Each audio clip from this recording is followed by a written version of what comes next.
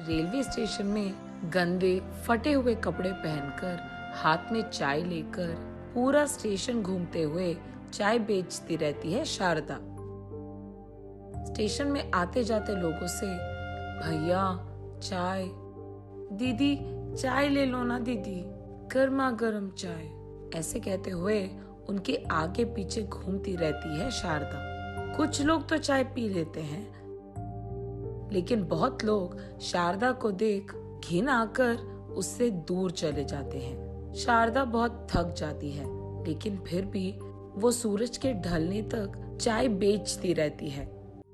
उसके कमाए हुए पैसों से ही वो कुछ सामग्री लाकर उस रेलवे स्टेशन के पीछे एक शेड में मौजूद उसके दादा दादी के पास जाती है और उन दोनों के लिए खाना बनाती है। फिर से सुबह उठकर बूढ़े लोगों के लिए खाना बनाकर चाय तैयार करके चाय को लेकर स्टेशन जाती है और वहां शाम होने तक चाय बेचती रहती है। उन्हीं कमाए हुए पैसों से वो अपने बूढ़े दादा दादी का ख्याल रखती है। हर रोज की तरह शारदा रेलवे स्टेशन में चाय बेचती रहती है, लेकिन उस दिन उसके पास एक बूढ़ा आदमी चलमैया आता है। एक चाय देना बेटी, ऐसे कहकर एक चाय पीकर, बड़ी अच्छी चाय है, तुम्हारा नाम क्या है? मेरा नाम शारदा है जी। तुम्हारा चाय का व्यापार कैसे चल रहा है बेटी?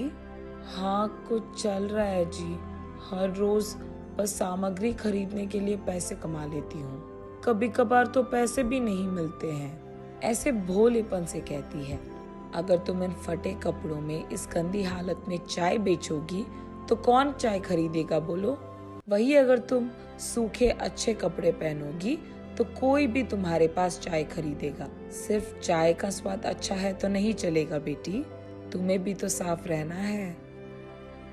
मेरे पास दो कपड़े हैं, उन्हीं को मैं पहनती रहती हूँ। अब नए कपड़े खरीदने के लिए मेरे पास पैसे भी नहीं हैं। तुम्हारे माता पिता क्या करते हैं बेटी? मेरे माँ बाप मर गए, मैं अपने दादा दादी के पास रहती हूँ। ओह ऐसा क्या, वो कहाँ है बेटी? वो दोनों इस रेलवे स्टेशन के पीछे एक शेड में रहते हैं। ओहो, तो तुम लोगों के पास घर भी नहीं है? तुम कौन सी गांव से हो? यही पास में जगन्नाथपुरम से हैं हम। कुछ दिन पहले तक हम वही रहते थे।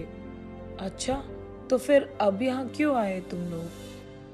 क्योंकि कुछ दिन पहले हमारे गांव का सरपंच हमारा घर हमसे छीनकर हमें बाहर भेज दिया है। ऐसा क्या? कुछ दिन पहले हमारे गांव में सरपंच के इलेक्शंस चल रहे थे, उसमें हमारे गांव का बलरामैया भी खड़ा था। वो वोट मांगने हर घर को जाता था और ऐसे ही हमारे भी घर आए। तब मेरा दादा, पिछली बार जब सरपंच बने थे तो गांव के सारे पैसे तुम ही खा गए, सरकार के प्रोजेक्ट्स के पैसे भी तुमने ही खा लिया। तुमको मैं वोट नहीं डालूंगा, नया लड़का जो आया उसी को वोट डालूंगा मैं, ऐसे कह दिया दादा ने। ये बात सुनकर बलरामैया क्रोधित होकर, मेरे जीतने के बाद मैं तुम्हें इस गांव से ही बाहर निकाल दूंगा, ऐसे उसने चेतावनी दी थी। उसके कहे के अनुसार वो जीत गया और उसके कुछ ही दिन बाद वो अधिकारियों को लेकर हमारे घर आया था, ये कहते हुए कि हमने इस घर को गैर कानूनी से बनवाया और इस घर की जो काम है हमने पूरी तरह से नहीं करवाया, इसलिए तुम्हारे घर को हम सीज कर रहे हैं। वो हमको हमारे घर से और हमारे गांव से बाहर निकाल दिया। मेरे दादा दादी बहुत बूढ़े हैं ना, हमने अधिकारों से मिलने की बहुत कोशिश की, लेकिन कोई हमारी मदद नहीं कर रहा। इसलिए मैं चाय बेचकर जो भी पैसे कमाती हूँ उसी से उनका देखभाल कर रही हूँ, ऐसे वो बहुत दुख में कहती है। तब चलमैया, ठीक है, मैं तुझे स्टेशन में एक छोटा सा शॉप किराए पे दूंगा, तुम वहाँ अपना चाय का व्यापार लगा सकती हो, ऐसे कहते हैं। पर मेरे पास तो पैसे नहीं है दादा। धीरे धीरे से दे देना बेटी, तुम पहले व्यापार तो शुरू करो। अगले ही दिन चलमैया शारदा को नए कपड़े और चाय बनाने के लिए जरूरी सामग्री 1 महीने तक का खरीद के देता है। ऐसे शारदा रेलवे स्टेशन में चाय का दुकान खोलती है। उस दिन से सुबह से शाम और शाम से रात तक वो लगातार काम करती रही, अलग प्रकार के चाय बनाते हुए सबको उसकी तरफ आकर्षित करती आ रही थी। कुछ ही दिन में रेलवे स्टेशन को आए वाले यात्रीगण ही नहीं बल्कि गांव से भी लोग उसके चाय पीने आ रहे थे।